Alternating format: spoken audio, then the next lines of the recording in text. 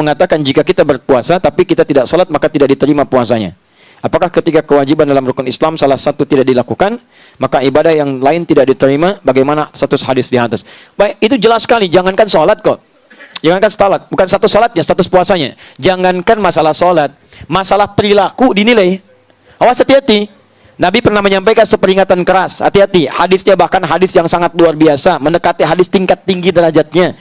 Maka siapapun orang-orang yang puasa, yatruku ta'amahu wa syarabahu, meninggalkan makan minumnya, tapi dia mohon maaf tidak terputus dengan qaulaz zur, kata-kata yang kotor, yang jorok, perbuatan yang tercela, fala yahtaju lillahi ila siyamihi, maka Allah tidak butuh pada puasanya. Bahasanya begitu. Kata Allah, saya nggak butuh, ngapain kamu puasa? Saya nggak butuh. Kau puasa aja nggak saya terima, ngapain kamu puasa?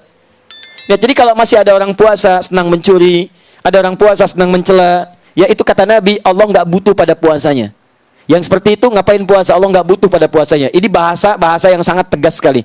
Sarkas, bahasa yang sangat tinggi. Artinya jangan coba-coba menyandingkan puasa dengan maksiat. Anda puasa itu fungsinya menutup maksiat. Awas, puasa fungsinya menutup maksiat. Jadi kalau ada orang puasa masih mengerjakan maksiat, ada yang salah dalam puasanya. As-Siyam, kitab As-Siyam, Sahih Al-Bukhari, jilid pertama, paling kanan sebelah bawah. Qala Rasulullah sallallahu alaihi wasallam an Abi Hurairah radhiyallahu ta'ala anhu qala Rasulullah sallallahu alaihi wasallam, hadis riwayat sahabat Abu Hurairah semoga Allah meridai kepada beliau menyampaikan Rasulullah sallallahu alaihi wasallam pernah bersabda, lihat kalimatnya, as-siyamu junnatun. Puasa yang benar itu akan memberikan perisai dari kemaksiatan. Jadi kalau orang benar puasanya, maka dia punya perisai dari yang buruk. Yang kotor, yang tidak baik dibuang. Fala yarfuth, la-nya nahi, larangan. Maka orang puasa tidak boleh mengerjakan yang kotor. Rafath, kata-kata kotor, jorok, tindakan kotor, tidak bagus, itu rafath. Awas, hati-hati. Begitu dikerjakan tidak ada nilai puasanya. Ini saya kasih tahu ya. Ini bahaya nih. Puasa itu ada yang namanya mubtilat, yang membatalkan langsung. Ada yang mufsidat, yang merusak. Kadang-kadang orang sangat care dengan yang ini, tapi abai dengan yang ini. Ini paling bahaya. Yang ini membatalkan langsung, makan, minum. Baik, kumur-kumur membatalkan tidak? Tidak, tapi kalau kumur-kumur pakai sirup, batal puasa. Ini ya, telan misalnya kan, nah ini batal. Jelas, selesai. Yang ini nih yang nggak kadang-kadang nggak disadari, merusak. Gibah, mencela, ini merusak dan mengurangi peluang pahala puasa. Lihat, kalau ini 100%, Anda misalnya makan, ya, ini batal puasa, jelas hilang 100. Yang ini yang bahaya. Misal, gibah, 50% pahala hilang. Mencela, 50% hilang.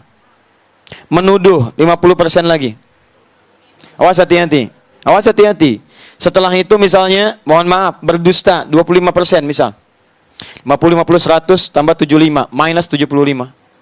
Anda bukan cuma kehilangan puasanya, tapi Anda menghadirkan dosa 75%. Wala yajhal, jangan melakukan tindakan yang bodoh. Yajhal itu bisa maksiat, ya, dari kata jahala, orang berbuat maksiat disebut jahala. Quran surah keempat An-Nisa ayat 17 sampai 18-nya. Innamat taubatu 'ala Allahi lilladzina ya'maluna su'an bijahalatin. Banyak orang bermaksiat pengen tobat karena mengerjakan perbuatan salah, jahalah. Jahalah itu jenisnya dua. Ya, jenisnya dua. Yang pertama karena tidak tahu. Dia tidak tahu kalau menikmati gosip itu dosa. Tidak tahu, diberitahu, kamu tinggalkan. Itu jahalah. Yang kedua, sudah tahu salah, dikerjakan. Ya, awas, hati-hati, es batu ditiupin. Ya, jadi sudah tahu salah, dikerjakan sama dia. Mohon maaf, itu gosip salah. Memang salah tahu, tapi dinikmati. Itu jahalah namanya. Yang kedua, jahalah itu artinya tidak terkait dengan maksiat yang tidak diketahui, tapi perbuatan dosa sih enggak. Cuman menurunkan kehormatan sehingga menyebabkan orang lain berdosa. Misal, Fikri berapa tahun kemarin usianya?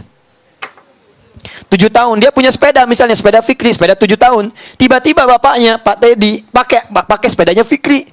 Keliling hamba pakai sepeda Fikri, titik belakang. Orang dosa sih enggak, cuman orang heran, itu siapa? Gitu kan? Atau ada orang kakek usia 70 tahun misalnya, pakai sepeda cucunya yang 5 tahun keliling komplek. Dosa sih enggak, cuman orang pada bergibah, itu siapa? Iya ya, nggak ada kerjaan, atau memang kerjaannya itu, atau kurang sehat mungkin ya. Kalimat-kalimat tuh mengalir, akhirnya jadi tuduhan. Itu yang menyebabkan orang lain berdosa. Itu yang disebut dengan jahalah. Kata Nabi, fala yarfuth wala yajhal. Orang yang berbuat jahalah, berbuat rafath, maka maaf, Allah tidak butuh pada puasanya, apalagi meninggalkan salat.